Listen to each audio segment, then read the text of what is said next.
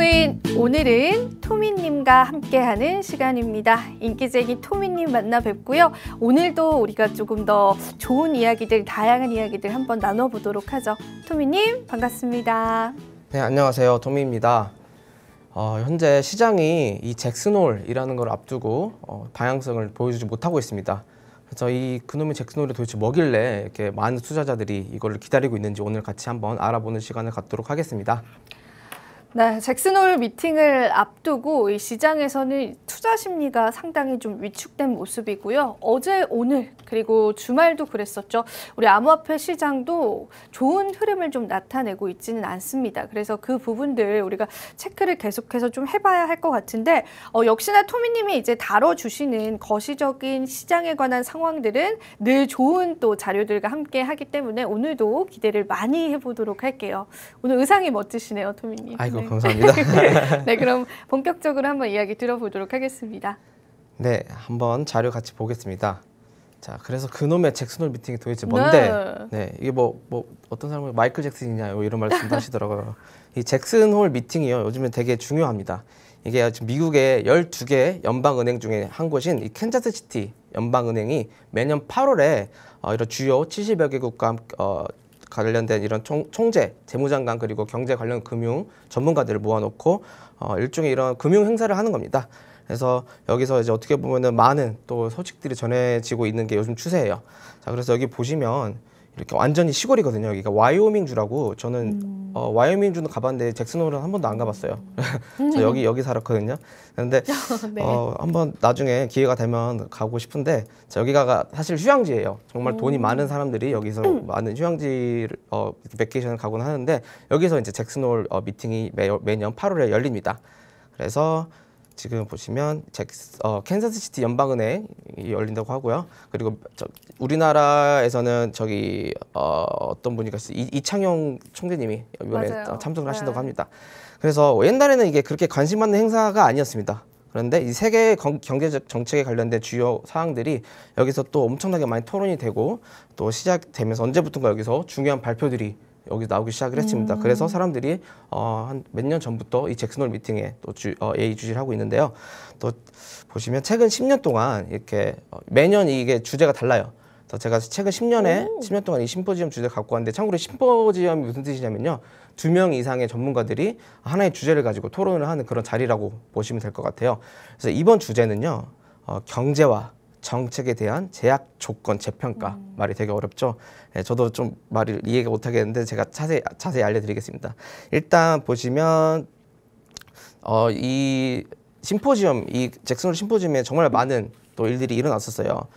예시로 1998년에 러시아가 이 모라토리엄을 선언을 했습니다. 이게 뭐냐면 자기가 다른 국가한테 돈을 갚아야 되는데 돈이 없으니까 이제 배째라라는 식으로 나와가지고 네. 엎친 데 덮친 격 또 타 국가들이 그때 경제 위기를 맞으면서 좀 많이 힘들어했었어요. 그래서 미국이 이런 양적 완화와 이 금리 인하를 예고를 이 자리에서 하나의 대책으로 가지고 와서 또 좋은 결과가 있었던 적이 있었고요. 2004년에는 이 전 버냉킹 의장이 이 행사에서 이 경기 불황이 좀 우려가 된다. 특단의 조치를 내리겠다라고 발표를 해서 실제로 이때 이후 또 주식시장이 또 많이 올랐던 적도 있었어요.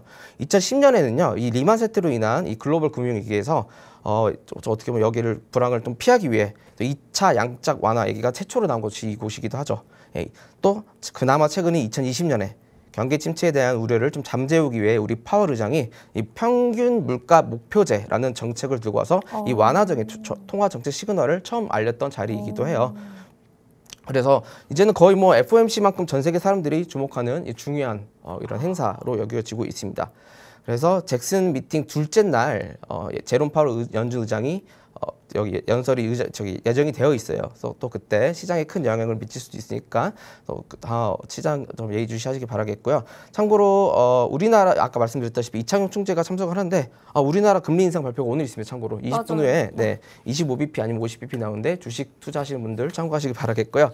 자, 그래서 보시면은 이제까지 연준 의장이 연설에 어떻게 증시에 영향을 미쳤냐 통계적인 자료를 갖고 왔습니다. 보시면 전 의장들이 이렇게 있죠. 그래서 통계적으로 보면요, 이 버냉키 전 의장이 가장 큰 영향을 미쳤어요. 이제 그 다음이 파월 의장이긴 한데 이게 한 통계상 0.6% 정도 되는 그러니까 S&P의 한 0.6%의 등락폭을 보여줬다고 해요. 근데 이게 꼭 위로 올라가거나 아래로 가는 게 정해지지 않아서 꼭 이 잭슨 홀 미팅이 또 좋은 긍정적인 영향을 시장에 미칠 것이다라고 이렇게 생각하는 것도 조금 너무 비약적인 것 같고 그냥 이 연설이 있을 때 어느 정도 큰 변동성을 피하고 좀 어느 정도 그런 거시적인 관점을 좀 파악을 하시는 정도로 참고를 하시는 게 좋을 것 같아요. 자, 그래서 보시면 원래는 이제 이왕이면 연준이 시장을 달래기 위해서 여러 정책들을 이 행사에서 가지고 와요. 근데 이번 상황에서는 좀 다르죠, 예전이랑. 이번에는 왜냐하면 전례 없던 이 팬데믹과 이 공급 대란 사태로 인한 이 인플레이션 후폭풍을 어떻게든 통제하겠다는 이 연준의 의지가 그 어느 때보다도 강하게 맞아요. 빚어지기 네. 때문이에요. 그게 또 어느 정도 경기 침체를 유발을 할지라도 이 정도는 가금수를 하고 긴축 조지를 유지하겠다는 그 연준 의원들의 매파적인 각오가 너무 뚜렷합니다. 그래서 과연 이번 잭슨 홀 이후에도 시장이 안도 랠리를 보여줄지 아니면 계속 안 좋게 흘러갈지 같이 한번 지켜보시면 좋을 것 같아요. 네. 여기까지 일단 들어보도록 하고요. 우리가 사실은 이 잭슨 홀 미팅 때문에 투자 시장이 굉장히 위축이 됐는데 잭슨 홀 미팅이 어떤 것이냐 그리고 또 앞으로 그리고 지금까지의 잭슨 홀 미팅에서 어떤 중요한 경제 정책들이 나왔었는지에 대해서 좀 쭉 짚어주셨습니다.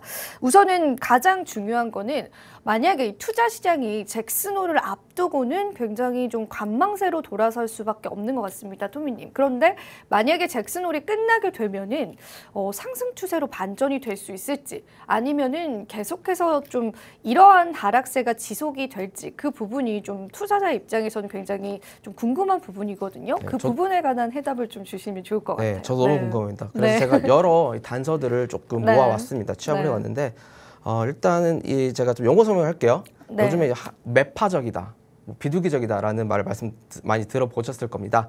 이 허키시, 이게 매파적이라는 건 조금 연방 의원들이 좀 어떻게 보면 강력한 이런 통화 정책을 내세우는 게 허키시, 매파적이라고 하고 그 반대가 이제 비두기적이에요. 저희가 흔히 말하는 bearish, bulish는 bear는 이제 어떻게 보면 상승세를 나타내고 bull은 하락세를 나타내죠. 그래서 허키시, 매파적인 정책이 나오면은 저희는 좀 bearish 스탠스를 취할 수 있고 반대로 좀 도비시, 비둘기적인 이런 스탠스를 정책들을 펼치면 저희는 좀 불리시한 더 좋은 시장 기대감으로 시장을 볼 수 있을 것 같아요. 그래서 이렇게 간단한 용어 정리를 해드렸는데, 자 일단 먼저 비둘기파 좀 좋게 이제 잭슨 홀 이후에 상승 랠리가 찾아올 것이다라고 믿는 기관들이 있습니다. 그 중에 하나가 JP 모건, 다들 아시죠? JP 모건이 이번에 보면 스탁스캔 랠리 아웃 오브 잭슨 홀, 그래서 조금 좋게 발언을 했어요. 근데 이게 조금 제가 약간 의아했던 게 이게 보시면 half of client라고 하거든요. 자기 본인의 클라이언트들 50% 정도가 좋게 보고 있다. 이거는 뭐 좋을 수도 있다, 안 좋을 수도 있다 이렇게 말하는 건데 제가 봤을 때 내뱉고 지른 것 같습니다. 이 잭슨 홀 전에 어떻게 좀 영업을 하려고 이렇게 지른 것 같은데 아무튼 뭐 JP 모건은 좀 좋게 바라보고 있는 것 같아요. 또 그 다음으로 이 잭슨 홀을 좋게 또 보고 있는 기관 중에 하나는 골드만삭스입니다.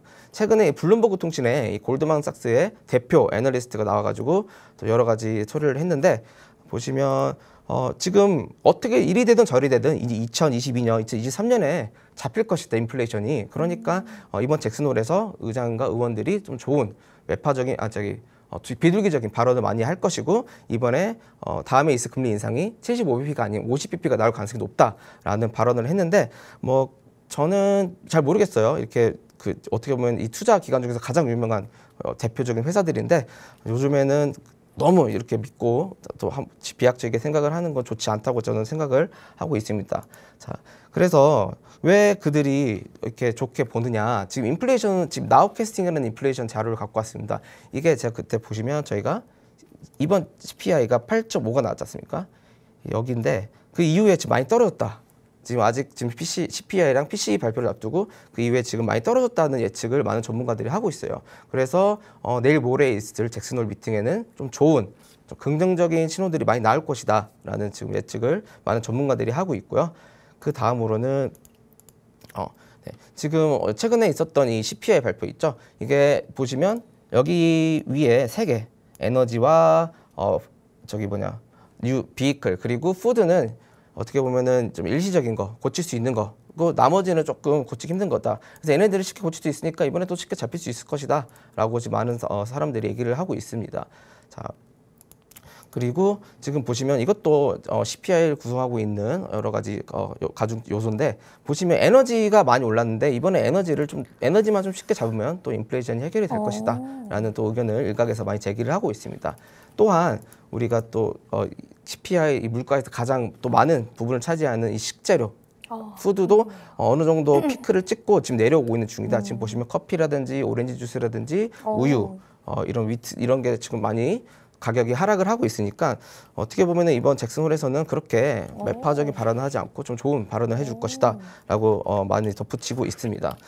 네, 그래서 지금 반대로 이제 좀 안 좋게 생각을 하고 있는 분들이 있는데, 어떻게 보면 지금 페드의 의원들은요 이거를 너무 우리에게 안심을 하지 말아라 라는 식으로 지금 얘기를 하고 있어요. 먼저 이 세인트루이스의 제임스 블라디미르 총재가 직접적으로 75bp 금리 인상을 선언한다고 대놓고 말한 적이 있었죠, 최근에. 맞아요. 예, 그것도 조금 안 좋게 작용을 할 것 맞아요. 같고, 네. 또 원래는 대표적인 이제 비둘기파로 알려진 우리 조지 에스터 캔자스시티 총재님 역시 여는 지금 이 50bp를 올릴 거라고 너무 단정짓는 사람들이 많다. 이게 맞아요. 좀 위험할 수 네. 있다. 왜냐면 이렇게 이게 또 어떻게 보면 또 악순환이 또 생길 수 있다라고 이렇게 얘기를 했거든요.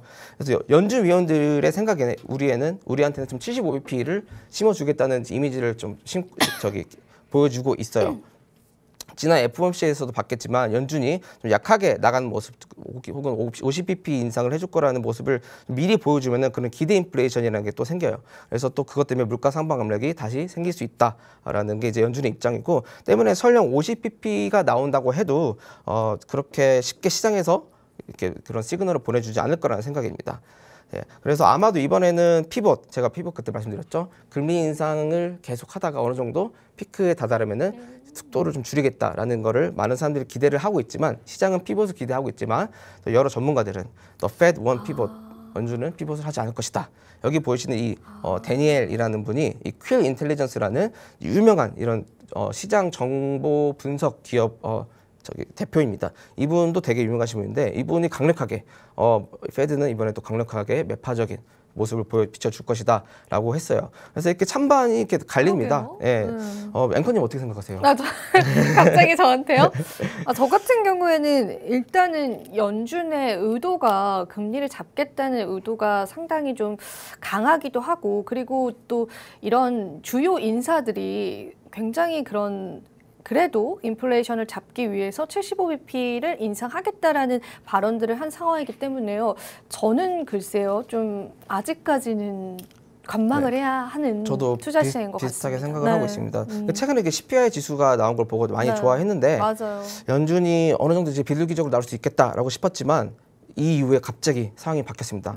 시장이 또 미쳐 날뛰기 시작을 했거든요. 이게 미쳐 날뛰기 시작했어요. 네. 어느 정도 이런 안도를 때문에 안정적인 자산에 자금이 몰려야 되는데, 예를 들어 채권, 달러, 가치주에 몰려야 되는데 또 사람들이 그런 데가 아닌 좀 약간 리스크가 있는 위험 자산에 많이 투자를 했어요. 예를 들어서 뭐 밈주식이라든지.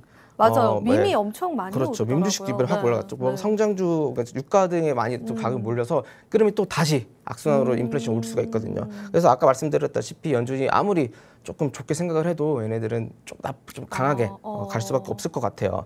자, 그래서 우리가 소비를 지금 시간이 많이 없으니까 제가 빨리 할게요. 네. 그래서 지금 제가 최근에 어제 제가 봤는데 페드워치를 봤는데 지금 75bp를 예상하는 사람들이 또 다시 많아졌어요. 이게 지금 75bp를 예상을 하고 있는 사람들의 증가 추이인데, 이때 바닥을 찍고 지금 다시 올라온 상황입니다.